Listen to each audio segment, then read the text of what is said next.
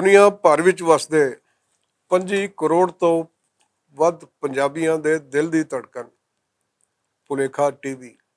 ਤੁਹਾਡਾ ਮਨਪਸੰਦ ਭੁਲੇਖਾ ਟੀਵੀ ਜੋ ਭੁਲੇਖਾ ਨਹੀਂ ਪਾਉਂਦਾ, ਰਾਹ ਪਾਉਂਦਾ ਹੈ। ਤੇ ਉਸੇ ਭੁਲੇਖਾ ਟੀਵੀ ਦੇ ਪ੍ਰੋਗਰਾਮ ਗੱਲਬਾਤ ਦੇ ਨਾਲ ਹਾਜ਼ਰ ਤੁਹਾਡੀ ਸੇਵਾ ਵਿੱਚ ਤੁਹਾਡਾ ਸੇਵਕ। ਮੈਨੂੰ ਕੱਲ ਉਹ ਮਿਲ ਗਿਆ ਆਪਣਾ ਸ਼ੌਕੀ ਢੋਲ। ਮੈਨੂੰ ਕਹਿੰਦਾ ਯਾਰ ਮੈਂ ਅੱਜ ਕੱਲ੍ਹ ਕੁਛ ਥੋੜ੍ਹਾ ਜਿਹਾ ਫਲਸਫਰ ਜਿਹਾ ਹੋ ਗਿਆ।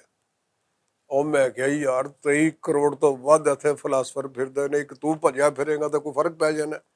ਆਖੇ ਨਹੀਂ, ਮੇਰਾ ਫਲਸਫਾ ਕੁਛ ਹੋਰ ਹੀ ਟਾਈਪ ਦਾ ਹੈ, ਬੜਾ ਡੂੰਘਾ ਜਿਹਾ ਫਲਸਫਾ ਹੈ।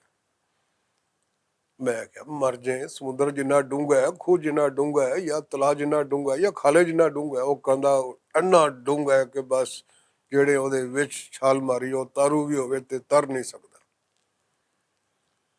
ਮੈਂ ਕਿਹਾ ਯਾਰ ਕਮਾਲ ਹੋ ਗਿਆ, ਐਡੀ ਵੱਡੀ ਦਾਨਿਸ਼, ਐਡੀ ਵੱਡੀ ਸਿਆਣਪ, ਉਹ ਵੀ ਡਾਊਨ ਟਾਊਨ ਦੇ ਇੱਕ ਪ੍ਰਿੰਸ ਦੇ ਵਿੱਚ। ਮੈਂ ਕਿਹਾ ਗੱਲ ਸੁਣ, ਮੂੰਹ ਸੁੰਘਾ। ਅਗਰ ਨਹੀਂ ਮੈਂ ਪਿਆਜ਼ ਖਾ ਕੇ ਆਇਆ। ਮੈਂ ਕਿਹਾ ਫਿਰ ਮੁੱਦਾ ਬਿਆਨ ਕਰਕੇ ਰੌਲਾ ਕੀ ਹੈ, ਤੂੰ ਐਡਾ ਸਿਆਣਾ ਕਿਵੇਂ ਹੋ ਗਿਆ, ਹਾਲਾਂਕਿ ਮੈਂ ਤੈਨੂੰ ਸ਼ੁਰੂ ਤੋਂ ਬੜਾ ਸਿਆਣਾ ਸਮਝ ਰਿਹਾ ਸੀ।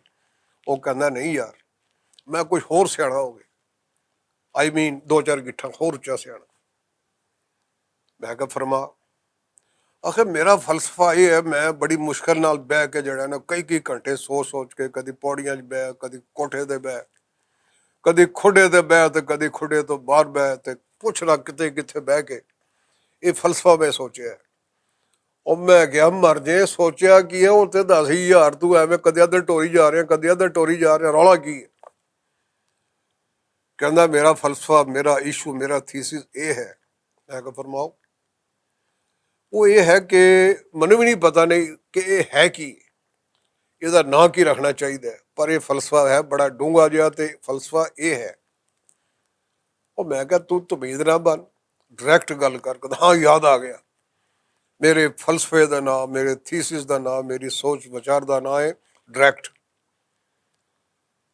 ਮੈਂ ਕਿਹਾ ਇਹ ਸਮਝ ਨਹੀਂ ਆਈ ਮੈਨੂੰ ਜਿਹੜਾ। ਕਹਿੰਦਾ ਦੇਖ, ਇੱਥੇ ਹਰ ਸ਼ੈ ਡਾਇਰੈਕਟ ਹੋ ਰਹੀ। ਮੈਂ ਕਿਹਾ ਨਹੀਂ ਯਾਰ, ਇਹ ਦਿਲਾਂ ਦੇ ਮੇਲ ਸ਼ੇਲ ਤੇ ਇੰਟਰੈਕਟ ਨਹੀਂ ਹੁੰਦੇ। ਹਾਂ ਕਹਿੰਦਾ ਉਹ ਹੁੰਦੇ ਨੇ ਕਿ ਅਗਰ ਤੁਹਾਡਾ ਖੀਸਾ ਭਰਿਆ ਤੇ ਬੇਗਮ ਜਿਹੜੀ ਹੈ ਬੂਆ ਖੋਲ ਦਿੰਦੀ ਹੈ, ਇੰਟਰੈਕਟ ਮੁਹੱਬਤ ਸ਼ੁਰੂ ਹੋ ਜਾਂਦੀ ਹੈ। ਤੇ ਜੇ ਜੇਬ ਵਿਹਲੀ ਹੈ ਤੇ ਫਿਰ ਨਾ ਡਾਇਰੈਕਟ ਚੱਲਦੀ ਹੈ ਨਾ ਇੰਟਰੈਕਟ ਚੱਲਦੀ ਹੈ। ਮੈਂ ਕਿਹਾ ਇਹਨੂੰ ਛੱਡ, ਅਸਲ ਮੁੱਦੇ ਤੇ ਅਸਲ ਫਲਸਫਾ ਬਿਆਨ ਕਰ। ਕਹਿੰਦਾ ਯਾਰ ਹੁਣ ਉਹਦਾ ਜਿਹੜਾ ਮੇਰਾ ਫਲਸਫਾ ਹੈ ਉਹ ਇਹ ਹੈ ਕਿ ਅੱਜ ਕੱਲ੍ਹ ਹਰ ਸ਼ੈ ਡਾਇਰੈਕਟ ਹੋ ਰਹੀ ਹੈ, ਪਰ ਉਹ ਡਾਇਰੈਕਟ ਕਿਉਂ ਹੋ ਰਹੀ ਹੈ? ਉਹ ਡਾਇਰੈਕਟ ਇਹ ਹੋ ਰਹੀ ਹੈ ਕਿ ਉਹਦੇ ਪਿੱਛੇ ਕਿਸੇ ਨਾ ਕਿਸੇ ਦੇ ਕਰਤੂਤ ਲੁਕੇ ਨੇ। ਮੈਂ ਕਿਹਾ ਵਾਹ ਮੇਰੀ ਜਾਨ ਹੈ ਹੋਈ ਨਾ ਗੱਲ ਹੀ ਯਾਰ, ਅਸੀਂ ਤੇ ਸਿਰਫ ਮੰਜੇ ਥੱਲੇ ਡਾਂਗ ਫੇਰ ਕੇ ਜਿਹੜਾ ਕੁੱਕੜੀ ਵੇਖਦੇ ਸੀ, ਤੂੰ ਤੇ ਚੰਗੀ ਭਲੀ ਕਾਢ ਕੱਢ ਲਈ ਹੈ ਕਿ ਹਰ ਸ਼ੈ ਡਾਇਰੈਕਟ ਹੋ ਰਹੀ ਹੈ ਔਰ ਉਹਦੇ ਪਿੱਛੇ ਕਰਤੂਤ ਨੇ ਕਿਸੇ ਦੇ। ਮੈਂ ਕਿਹਾ ਕੋਈ ਐਗਜ਼ਾਮਪਲ ਪੇਸ਼ ਕਰ, ਕੋਈ ਮਿਸਾਲ ਪੇਸ਼ ਕਰ।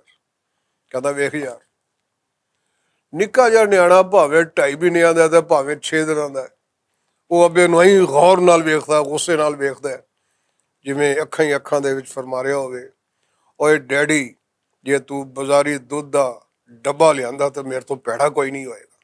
ਡਾਇਰੈਕਟ ਹੋ ਜਾਂਦਾ ਭਲਵਾਨ ਜੀ। ਮੈਨੂੰ ਮੇਰੇ ਹਿਊਮਨ ਰਾਈਟਸ ਦੇ ਮੁਤਾਬਕ ਮੈਨੂੰ ਉਹ ਦੁੱਧ ਚਾਹੀਦਾ ਜਿਹੜਾ ਮੇਰੀ ਮਾਂ ਮੈਨੂੰ ਦੇਵੇ।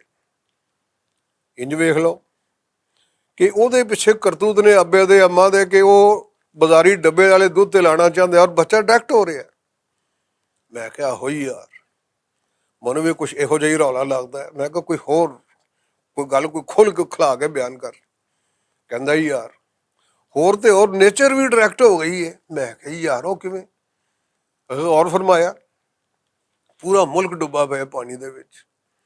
ਐਤਕੀ 2022 ਦੇ ਵਿੱਚ ਬਾਹਰ ਦਾ ਮੌਸਮ ਤੇ ਆਇਆ ਹੀ ਕੋਈ ਨਹੀਂ। ਇੱਧਰ ਡਾਇਰੈਕਟ ਸਰਦੀਆਂ ਆਈਆਂ ਨੇ, ਇੱਧਰ ਡਾਇਰੈਕਟ ਜਿਹੜਾ ਗਰਮੀਆਂ ਸ਼ੁਰੂ ਹੋ ਗਈਆਂ ਨੇ। ਗਰਮੀਆਂ ਵੀ ਕੋਈ ਨਹੀਂ ਸ਼ੁਰੂ ਹੋਈਆਂ, ਬਲਕਿ ਗਰਮੀਆਂ ਦੇ ਵਿੱਚ ਬਾਰਿਸ਼ਾਂ ਸ਼ੁਰੂ ਹੋ ਗਈਆਂ ਨੇ। ਮੌਨਸੂਨ ਵੇਲੇ ਤੋਂ ਪਹਿਲੇ ਆ ਗਿਆ, ਡਾਇਰੈਕਟ ਹੋ ਗਿਆ ਸਾਰਾ ਕੰਮ। ਉਹ ਮੈਂ ਕਿਹਾ ਯਾਰ ਇਹ ਤਾਂ ਕੁਦਰਤੀ ਆਫਾਤ ਨੇ, ਇਹ ਤੇ ਆਉਂਦੀਆਂ ਜਾਂਦੀਆਂ ਰਹਿੰਦੀਆਂ। ਆਖੇ ਨਹੀਂ, ਇਹਦੇ ਪਿੱਛੇ ਵੀ ਕਰਤੂਤ ਸ਼ਾਮਲ ਨੇ। ਉਹ ਮੈਂ ਕਿਹਾ ਯਾਰ ਇਹਦੇ ਪਿੱਛੇ ਕੀ ਕਰਤੂਤ ਹੋ ਸਕਦੇ ਨੇ? ਕਹਿੰਦਾ ਇਹਦੇ ਪਿੱਛੇ ਟਿੰਬਰ ਮਾਫੀਆ, ਉਹਦੇ ਕਰਤੂਤ ਨੇ। ਇਹਦੇ ਪਿੱਛੇ ਸਾਡੇ ਉਹ ਕਰਤੂਤ ਨੇ ਕਿ ਅਸੀਂ ਕਾਰਬਨ ਧੜਾ ਧੜ ਸੁੱਟੀ ਜਾ ਰਹੇ ਹਾਂ। ਅਸੀਂ ਉਹ ਗੈਸਾਂ ਜਿਹੜੀਆਂ ਕਿ ਇਨਸਾਨੀ ਸਿਹਤ ਲਈ ਮੁਜ਼ਰ ਨੇ, ਇਸ ਕੌਨੋ ਮਕਾਨ ਲਈ ਮੁਜ਼ਰ ਨੇ, ਇਸ ਸਾਰਾ ਕੁਛ ਲਈ ਜਿਹੜੀ ਮੁਜ਼ਰ ਨੇ, ਉਹ ਅਸੀਂ ਸੁੱਟੀ ਜਾ ਰਹੇ ਹਾਂ। ਤੇ ਸੂਰਜ ਡਾਇਰੈਕਟ ਆ ਗਿਆ, ਉਹ ਵੀ ਡਾਇਰੈਕਟ ਹੋ ਗਿਆ। ਮੈਂ ਕਹੀ ਯਾਰ ਗੱਲ ਤਾਂ ਤੂੰ ਬੜੀ ਪਤੇ ਦੀ ਆਖੀ, ਪਰ ਮੈਨੂੰ ਤਾਸ਼ ਦਾ ਜੋਕਰ ਦਾ ਪਤਾ ਲੱਗਦਾ। ਆਖੇ ਨਹੀਂ, ਇਹ ਯੱਕੇ ਦਾ ਪਤਾ ਹੈ। ਮੈਂ ਕਿਹਾ ਉਹ ਕਿਵੇਂ?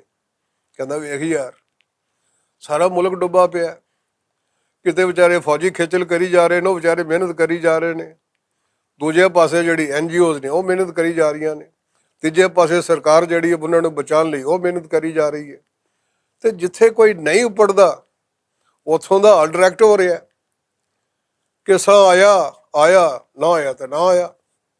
ਉੱਥੇ ਕੋਈ ਇਮਦਾਦ ਨਹੀਂ ਪਹੁੰਚ ਰਹੀ। ਤੇ ਕਈ ਥਾਵਾਂ ਤੇ ਇਮਦਾਦ ਦਾ ਐਲਾਨ ਹੁੰਦਾ ਹੈ, ਅਸੀਂ ਥੈਲੇ ਸੁੱਟਦੇ ਨੇ, ਇੱਕ ਥੈਲਾ ਆਈ ਗਿਆ ਤੇ 500 ਬੰਦਾ ਸ਼ਿਊ ਕਰਕੇ ਝਪਾਟਾ ਮਾਰ ਕੇ ਉਹਦੇ ਉੱਤੇ। ਇਹ ਸਾਰਾ ਕੁਛ ਡਾਇਰੈਕਟ ਹੋ ਰਿਹਾ। ਮੈਂ ਕਿਹਾ ਯਾਰ ਹੁਣ ਕੋਈ ਥੋੜੀ ਥੋੜੀ ਜਿਹੀ ਗੱਲ ਮੈਨੂੰ ਸਮਝ ਆ ਰਹੀ। ਆਖੇ ਨਹੀਂ ਤੈਨੂੰ ਸਮਝ ਨਹੀਂ ਆਣੀ, ਕਿਉਂਕਿ ਪਿਛਲੇ ਬੇਸ਼ੁਮਾਰ ਸੈਲਾਬਾਂ ਤੋਂ ਕਿਸੇ ਨੂੰ ਸਮਝ ਨਹੀਂ ਆਈ। 2010 ਚ ਸੈਲਾਬ ਆਇਆ, ਸਾਰਾ ਕੁਝ ਰੋੜ ਕੇ ਲੈ ਗਿਆ, ਉਦੋਂ ਵੀ ਡੈਮ ਸ਼ੈਮ ਨਾ ਬਣੇ। ਉਹਨਾਂ ਡੈਮਾਂ ਦੀ ਉਮਰ ਹੈਗੀ 10 ਸਾਲ। ਹੁਣ ਉਹਦੇ ਚੋਂ ਪਿਛਲੇ ਪਤਾ ਨਹੀਂ ਕਿੰਨੇ ਕੁ ਸਾਲਾਂ ਦੀ ਜਦੋਂ ਦੀ ਬੜੀ ਹੈ ਉਹਨਾਂ ਚੋਂ ਮਿੱਟੀ ਨਹੀਂ ਕੱਢੀ। ਹੋਰ ਡੈਮ ਤੇ ਕੀ ਬਣਾਉਣੇ ਸਨ ਤੁਸੀਂ? ਜਿਹੜੇ 2 ਡੈਮ ਸ਼ੈਮ ਜਿਹੜੇ ਤੁਸੀਂ ਸਾਂਭੇ ਹੋਏ ਨੇ, ਤਰਬੇਲਾ ਹੈ ਜਾਂ ਦੂਆ ਜਿਹੜਾ, ਤੁਸੀਂ ਉਹਨੂੰ ਨਹੀਂ ਸਾਂਭ ਸਕੇ, ਹੋਰ ਡੈਮ ਨਹੀਂ ਬਣਾ ਸਕੇ। ਕਰਤੂਤ ਹੋਏ ਕਿ ਨਾ ਹੋਏ? ਮੈਂ ਕਿਹਾ ਹੋਈ ਯਾਰ, ਇਹ ਉਤਲਿਆਂ ਦੇ ਕਰਤੂਤ ਨੇ। ਫਿਲਹਾਲ ਮੈਂ ਬਰੀ ਜ਼ੁਮਾਈ ਯਾਰ। ਉਹ ਕਹਿੰਦਾ ਅੱਛਾ ਚੱਲ ਫਿਰ ਤੇਰਾ ਨਾਮ ਮੈਂ ਕੱਟ ਦਿੰਦਾ ਜਿਹੜਾ ਉਹਦੇ 'ਚ। ਮੈਂ ਕਿਹਾ ਥੈਂਕਸ ਮਾਈ ਲਾਰਡ। ਹਰ ਚੀਜ਼ ਡਾਇਰੈਕਟ ਹੋ ਰਹੀ ਕਿ ਤੁਸੀਂ ਕਿਸੇ ਕੋਲੋਂ ਕੱਦੂ ਦਾ ਭਾਅ ਪੁੱਛ ਲਓ, ਰੇਹੜੀ ਵਾਲਾ ਡਾਇਰੈਕਟ ਹੋ ਕੇ ਤੁਹਾਨੂੰ ਪੈ ਜਾਏਗਾ ਕੱਦੂ ਲੈਣੇ ਕਿ ਲੈ, ਕੀ ਤੇਰੀ ਕੱਦੂ ਵਰਗੀ ਸ਼ਕਲ ਹੈ, ਚੱਲ ਪਾਸੇ ਹੋ। ਉਹ ਕਿਸੇ ਕੋਲ ਟਾਈਮ ਪੁੱਛ ਲਓ, ਉਹ ਟਾਈਮ ਪੁੱਛਣ ਦਾ ਬਜਾਏ ਜਿਹੜਾ ਉਹ ਕਹਿੰਦਾ ਅੰਨਾ ਹੈ, ਤੈਨੂੰ ਹੀ ਨਹੀਂ ਪਤਾ। ਹਰ ਸ਼ੈ ਡਾਇਰੈਕਟ ਹੋ ਰਹੀ ਹੈ। ਉਹ ਸਮਝ ਨਹੀਂ ਆਉਂਦਾ ਸਾਡਾ ਖਲੂਸ, ਸਾਡਾ ਪਿਆਰ, ਸਾਡੀ ਸਾਂਝ ਉਹ ਮੁੱਕ ਗਈ ਹੈ, ਉਹ ਤੰਬਲ ਮੁੱਕ ਗਿਆ, ਉਹ ਬੁਰਦਬਾਰੀ ਮੁੱਕ ਗਈ ਹੈ, ਇਸ ਲਈ ਕਿ ਅਸੀਂ ਡਾਇਰੈਕਟ ਹੋ ਗਏ।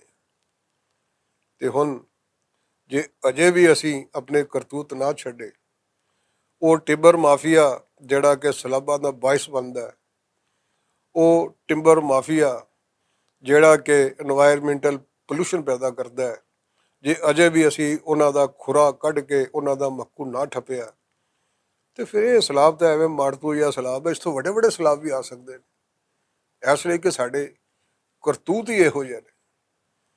ਤੇ ਲਿਹਾਜ਼ਾ ਬਿਹਤਰ ਇਹ ਹੈ ਕਿ ਤੁਸੀਂ ਜੇ ਡਾਇਰੈਕਟ ਹੋਣ ਤੋਂ ਬਚਣਾ ਚਾਹੁੰਦੇ ਹੋ ਤੇ ਫਿਰ ਇਹੋ ਜਿਹੇ ਕਰਤੂਤ ਛੱਡ ਦਿਓ ਕਿ ਅਮਲ ਉਸੇ ਦੇ ਨਤੀਜੇ ਵਿੱਚ ਫਿਰ ਦੇ ਅਮਲ ਪੈਦਾ ਹੁੰਦਾ ਹੈ ਕਿ ਇੱਧਰੋਂ ਇੱਕ ਚਮਾਟ ਪਈ, ਇੱਧਰ ਠੱਗ ਕਰਕੇ 2 ਚਮਾਟਾਂ ਪਈਆਂ ਹੀ ਯਾਰ, ਕੋਈ ਗੱਲ ਹੈ? ਇੱਧਰ ਵੀ ਬੂਥਾ ਲਾ ਲਿਆ, ਇੱਧਰ ਵੀ ਬੂਥਾ ਲਾ। ਤੇ ਬਿਹਤਰ ਇਹ ਹੈ ਕਿ ਇਸ ਡਾਇਰੈਕਸ਼ਨ ਤੋਂ ਬਚੋ, ਡਾਇਰੈਕਟ ਹੋਣ ਤੋਂ ਬਚੋ ਤੇ ਬਚਾਓ। ਗੱਲ ਹੈ ਨਿੱਕੀ ਜਿਹੀ ਕਿ ਯਾਰ ਫਰੂਕਾ ਕੀ ਬਣੇਗਾ ਇਸ ਦੁਨੀਆ ਦਾ? ਮੈਨੂੰ ਤੇ ਕੋਈ ਸਮਝ ਨਹੀਂ, ਤੁਹਾਨੂੰ ਹੈ ਜੇ ਸਮਝੋ ਤੇ ਸਮਝਾਓ, ਕਹਾਣੀ ਬੰਨੇ ਲਾਓ। ਗੱਲ ਨਿੱਕੀ ਜਿਹੀ, ਯਾਰ ਫਰੂਕਾ ਕੀ ਬਣੇਗਾ ਇਸ ਦੁਨੀਆ ਦਾ? ਗੱਲ ਨਿੱਕੀ ਜਿਹੀ।